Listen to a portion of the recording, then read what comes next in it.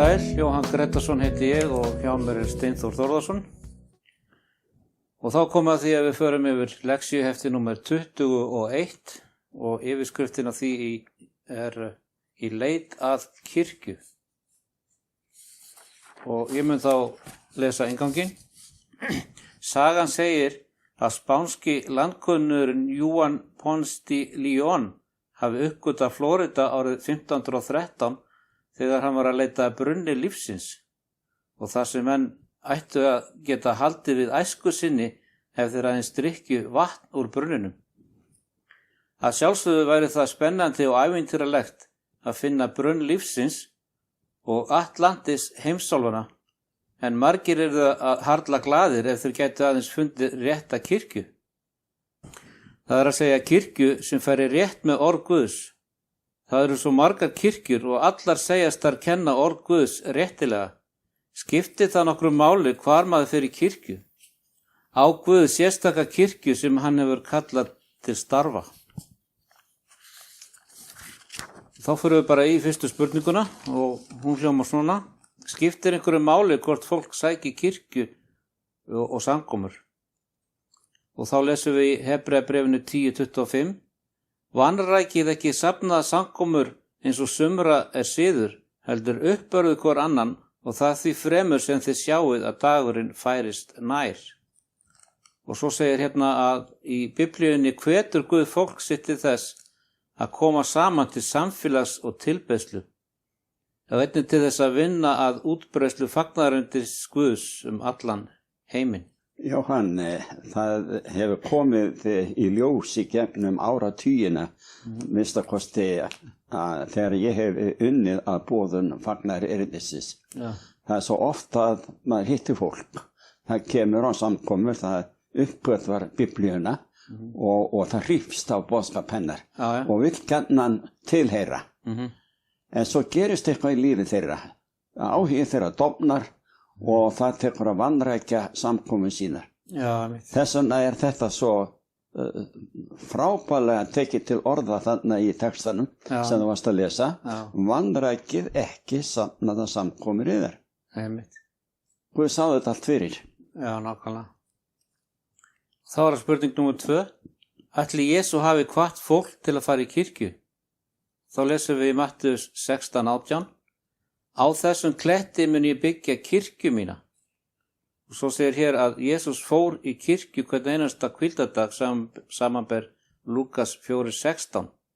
Og það er greinilegt á orðum hans að Jesús ætlaði að byggja sér kirkju. Kirkja án safnaðarmeðlima er órökrétt og Jesús ætlaðist til að við sæktum kirkju.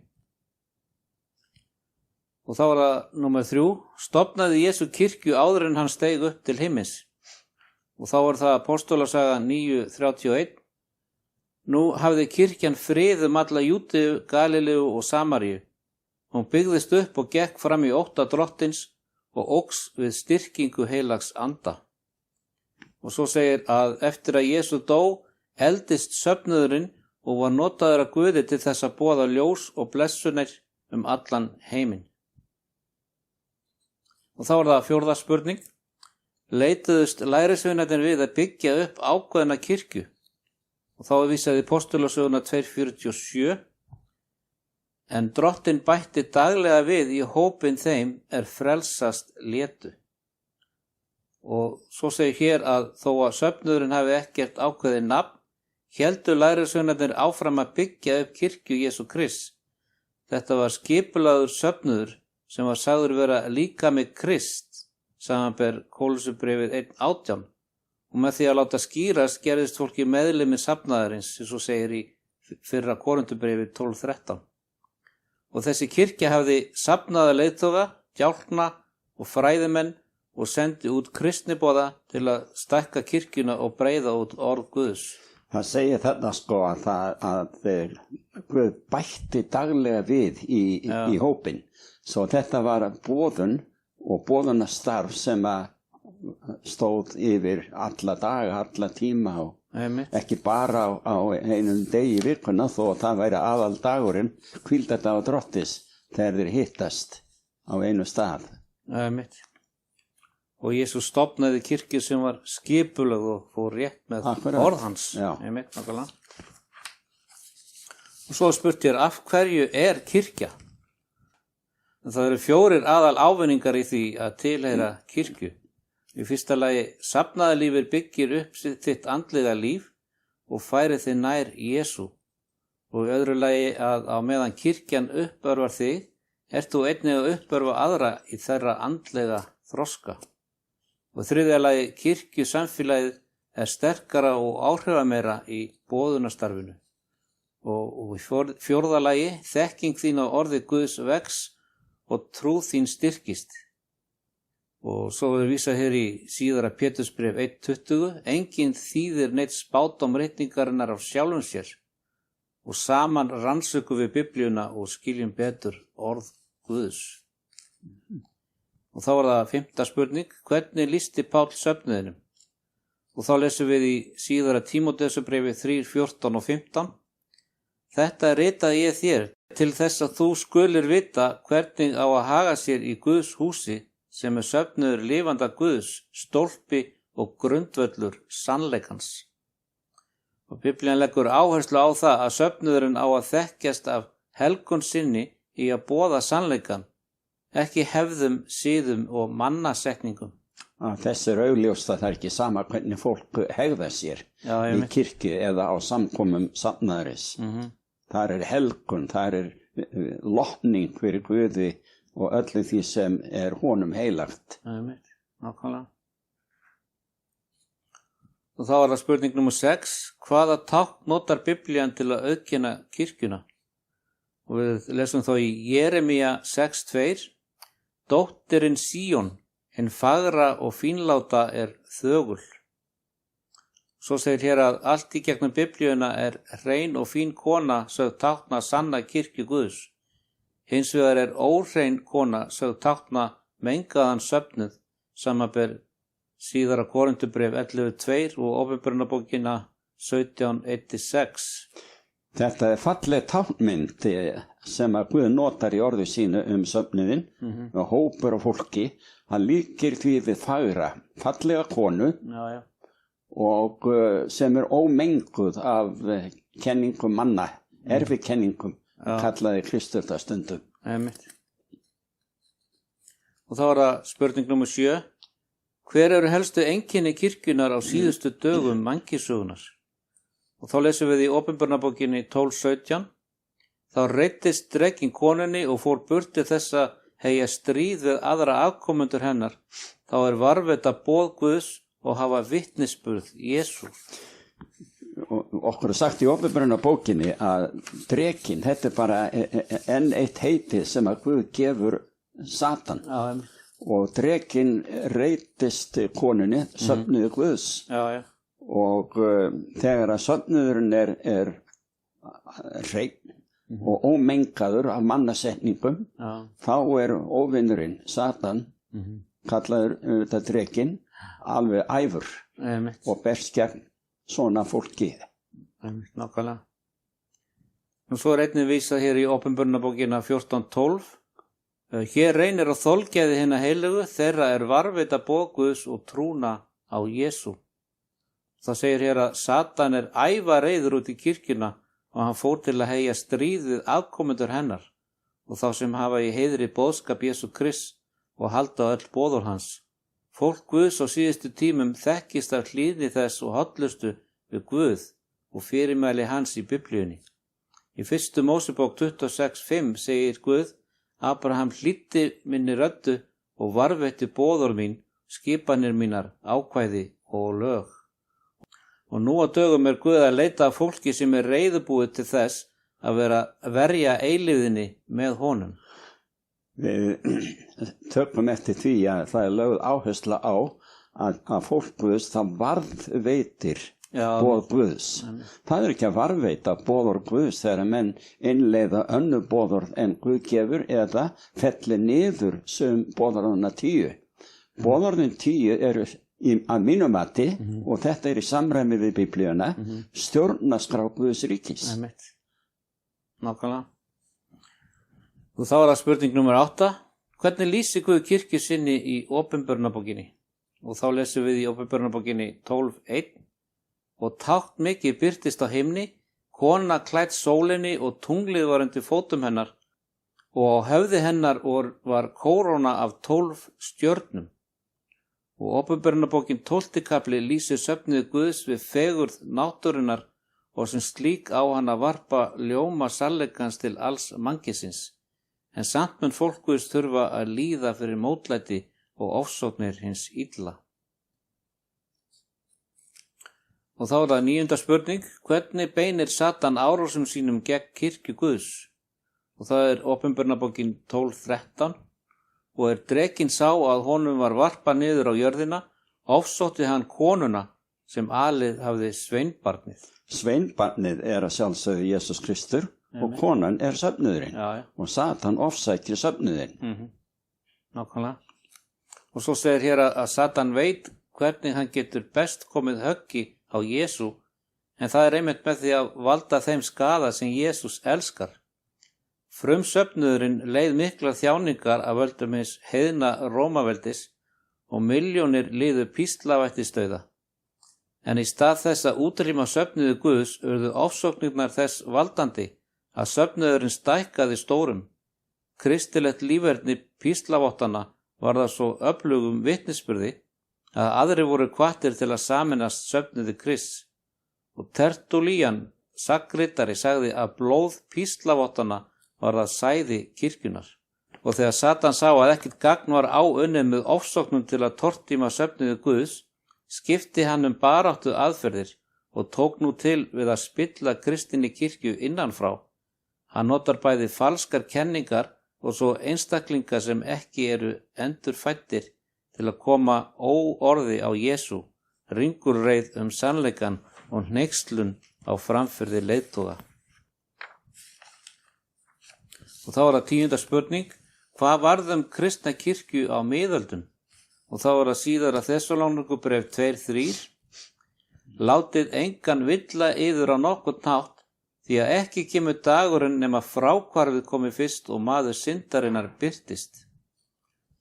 Og svo segir hér að eftir fyrstu 300 árin eða svo var sannleiksboðskapur Biblíunnar orðinn afar óljós af völdum erfikenninga og mannaboðorða, og þá byrjuðu ofsóknir á ný gegn trúföstum fylgjendum drottins sem leiddi til þess að milljónir manna og kvenna sem ekki vildu lúta veraldlegum máttavöldum voru bannfærð og tekin af lífi. Og þá það 11. spurning: hvað gerði kirkja Guðs á tímum trúar ofsókna? Og við lesum í Åpenbarunarbókinni 12:6: en konan flýði út á eyðimörkina þar sem Guð hefur búið henni stað og þar sem séð verður fyrir þörfum hennar. Og einnig Åpenbarunarbókin 12:14: konunni voru gefnir vængirnir til þess að hún skyldi flýja á eyðimörkina til sín staðar þar sem séð verður fyrir þörfum hennar.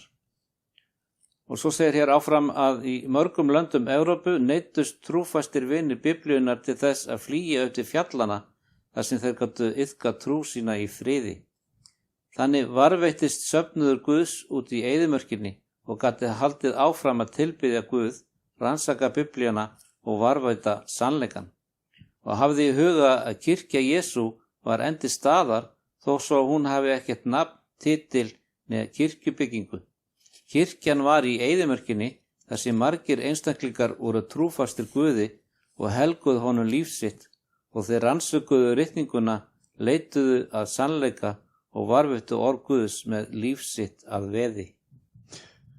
Að sjálfsögðu átt hérna við aðalega Alpafjöllin í mið-Evrópu og hinnir trúuðu sem varveittu orð Guðs sín á meðal. Og þeir fengu ekki verið í friði með sína kirkju eða samkomur, þá fóru þeir hærra og hærra upp í fjöllin eftir því sem þeir voru ofsóttir og héldust við í hellum og skúmaskotum. Þeir lögðu mikið á sig til þess að varðveita orð Guðs. Já, einmitt. Nákvæmlega.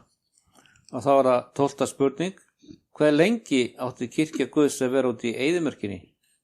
Og það lesum við í Åpenbarunarbókinni 12:6: en konan flýði út á eyðimörkina þar sem Guð hefur búið henni stað og þar sem séð verður fyrir þörfum hennar í 1260 360 daga og einnig Opinberunarbókin 12:14 og konunni voru gefnir vængirnir 2 af erninum mikla til þess að hún skyldi fljúga á eyðimörkina til síns staðar þar sem séð verður fyrir þörfum hennar 3,5 ár fjarri augsýn höggormsins.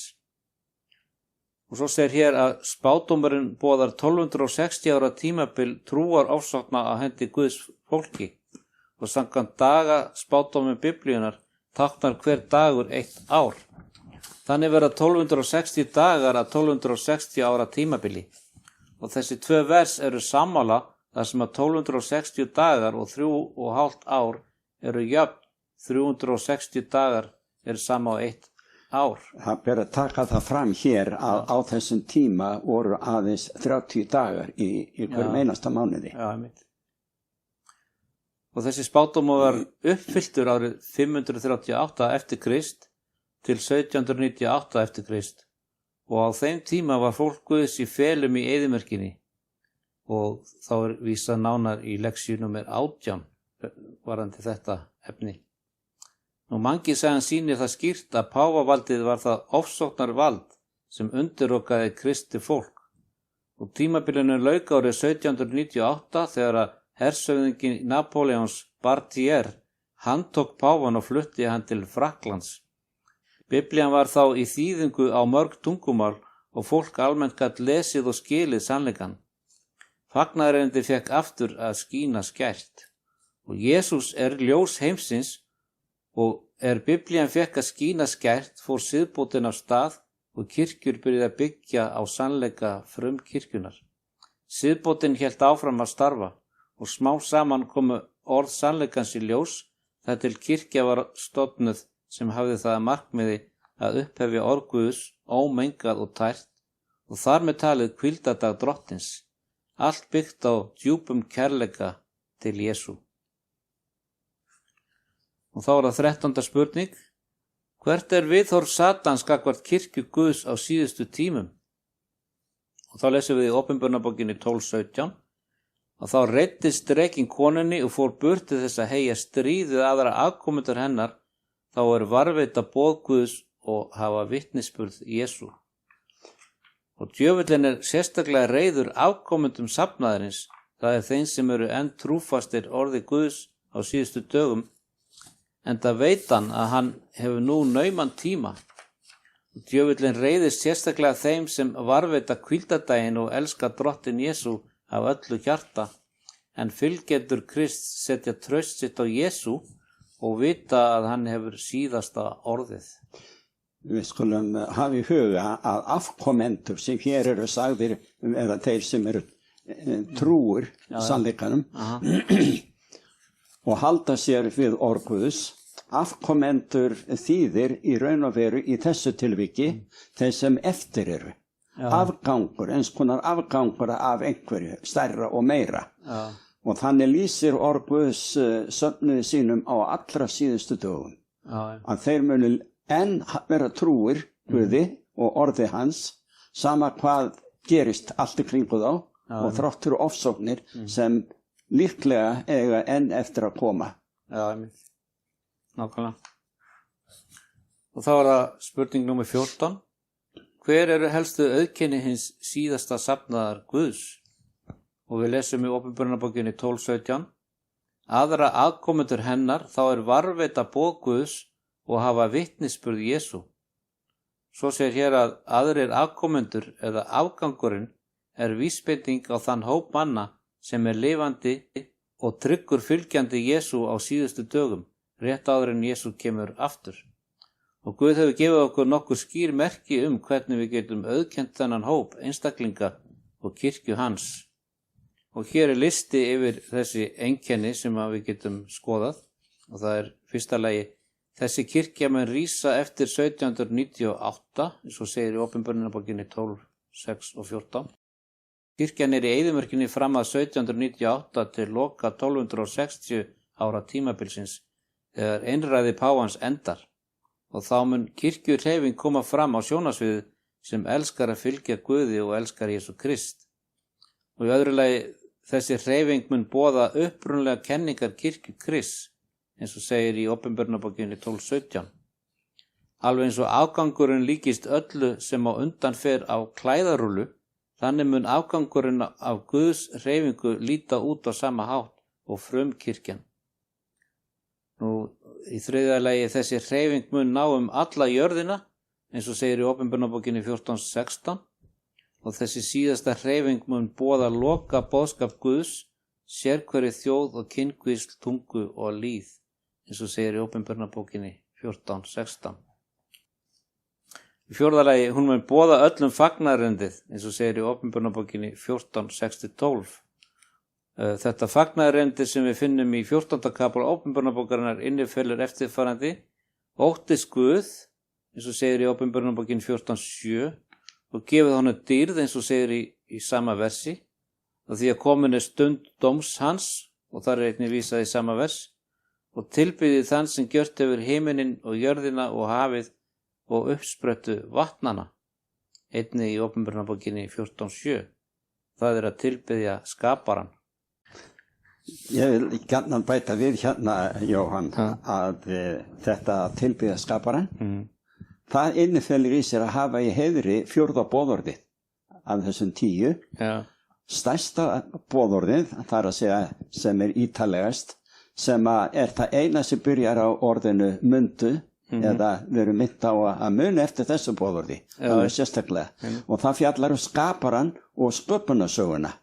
En þetta að mestu leyti farið út úr tilbeiðslu sem kennd í miklum fjölda safnaða sem kenna sig við Jesú Krist. Nákvæmlega. Og svo áfram hér hvað það sem að mun einkenna þessa kirkju að hún mun boða öllum fagnaðarerindið sem að inniheldur einnig að Babylon fallin, eins og segir í Opinberunarbókinni 14:8. Og ekki tilbyðja dýrið neð meðtaka merki dýrsins, eins og segir í Opinberunarbókinni 14:9 og 10. Nú svo í 5. lagi þá kirkjan varveitir boð Guðs og elskar hvíldardaginn, eins og segir í Opinberunarbókinni 12:17 og 14:12. Í 7. lagi að hún mun kenna að dauðinn svefn sem endist fram að upprisunni, eins og segir í Opinberunarbókinni 14:13. Nú í 7. lagi, kirkjan trúir orðum spámannana og hlustar á orð heilags anda og þar með talið gjöf anda spádómsins, eins og segir í Opinberunarbókinni 12:17 og 19:10. Og það aðeins treyfingin sem getur merkt við alla þessa staðhæfinga Biblíunnar. Og þessi hreyfing hófst formlega árið 1863, þegar nokkrir einstaklingar stofnuðu kirkju 7. dags aðventista til þess að halda utan allt orð Guðs og hafa í hávegum hvíldardag hans. Og það engin önnur kirkjuleg heimshreyfing en aðventhreyfingin sem boðar orð Guðs og fylgir þeim mikla boðskap sem að finna í 14. kapla Opinberunarbókarinnar. Biblían kennir að það engin önnur leið til hjálpræðis nema fyrir trúa á Jesú, að hlýðni við boðorð Guðs ávöxtur þess að trúa á hann og að meðtaka kærleika Guðs.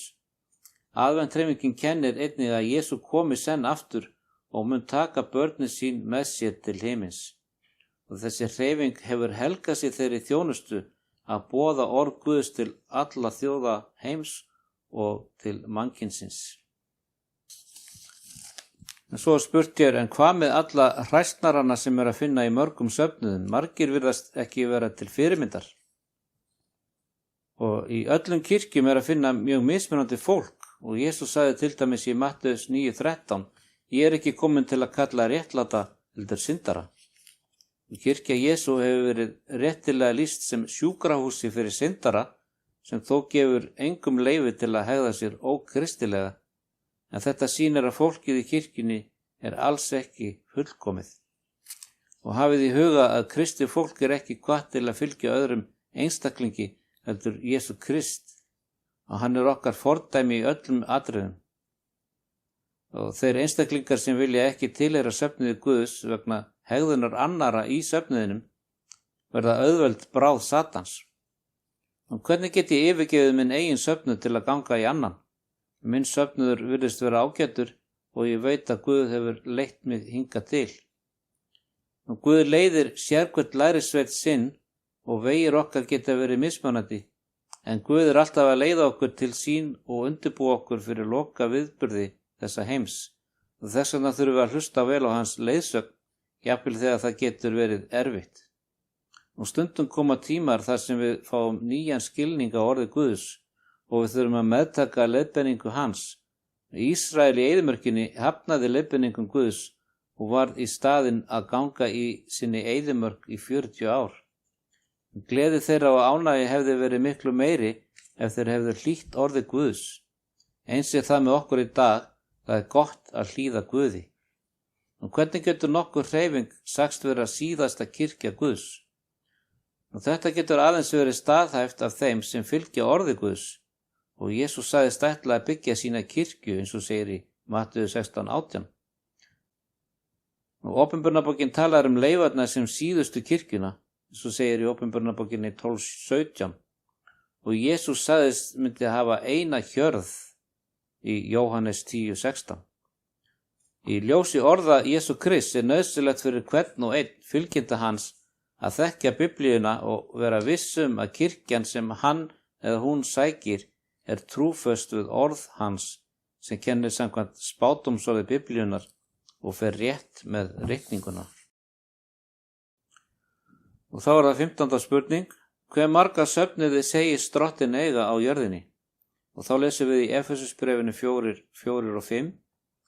Einn líkaminn og einn andinn, eins þér líka voruð kallaði til einnar vonar, einn Drottinn, ein trú, ein skírn. Og svo segir hér að í stað hinna fjölmörgu trúfélaga sem hver sig heldur á lofti óbiblíulegum kenningum, leitast Guð við að sameina fólk sannleikann eins og hann að finna í Biblíunni. Jóhann, það í rauninni ekki erfitt fyrir fólk sem á annar borð les Biblíuna að sjá hvaða leið það á að fara í trúmálum. Því að ef við leifum orðið Guðs að komast að í hugskoti okkar, að þá tökum við auðvitað ákvörðun að fylgja Jesú Kristi. Við erum Kristi þjóð, við segjumst trúa á Jesú Krist og tökum mark á orði hans. Akkur erum við þá að tileinka okkur boðorð og manna setningar, erfikenningar sem að ganga algjörlega í berhögg við skýrt orð Drottins. Algjörlega. Nákvæmlega. En þá komum við að síðustu spurningunni í þessu hefti, það númer 16. Guð kallaði ringulræði trúarbragðana Babylon. Hvað hvetur Guð alla til að gera, þeirra sem enn eru utan hans kirkju? Og við lesum í Opinberunarbókinni 18:4 og ég heyrði aðra rödd af himni sem sagði gangið út mitt fólk, út úr henni, og það Babylon, svo að þér eigið engan hlut í syndum hennar og hreppið ekki plágur hennar. Og einnig í Jóhannes 10:16, ég á líka aðra sauði sem ekki úr þessu sauðabyrgi, þá ber mér einnig að leiða og þeir munu heyra röst mína og það verður ein hjörð og ein hirðir. Ég vil ekki áherslu á það, Jóhann, að Guð á margt fólk út í hinum mismunandi kirkju trúfélögum og þetta einlægt fólk. Algjörlega. En þau gera oft þau mistök eins og forfeður mínir gerðu og við getum vel tekið undir þetta með okkar eigin forfeður að mestu leyti, að þeir vissi ekki annað en það sem þeir heyrðu predika frá predikunarstólum hinna ýmsu safnaða. En Guð ætlast til þess að við tökum mark á hans orði og þá hlýtur mannasetning að víkja. Já, algjörlega. Og svo segir hér að orðið kirkja kemur úr grísku máli og merkir það fólk sem kallað út. Og þetta vísar til hinna mörgu sem Guð kallar sitt fólk, sem enn í hinum mörgu trúfélögum. Og þetta fólk hefur lifað í samræmi við það ljós sem það hingað til hefur meðtekið, en nú Drottinn að kalla það og hvetja það til að koma út úr ringulræði trúarbragðana áður en það verður of seint. Og áður en langt líður verða aðeins 2 trúarbrögð á jörðinni. Annað mun tilbiðja Jesú Krist og hlýða honum og hitt mun hlýða mannasetningum sameinaðra gilt trúarbragða sem þá verður undir einum hatti. Nú áríðandi að svara kalli Krist, að fylgja honum í orði og sannleika og sameinast hans hópi. Og svo hér í lokin spurning til þín. Jesús elskar þig og hann kallar þig til að sameinast fólki hans á þessum tíma endalokana.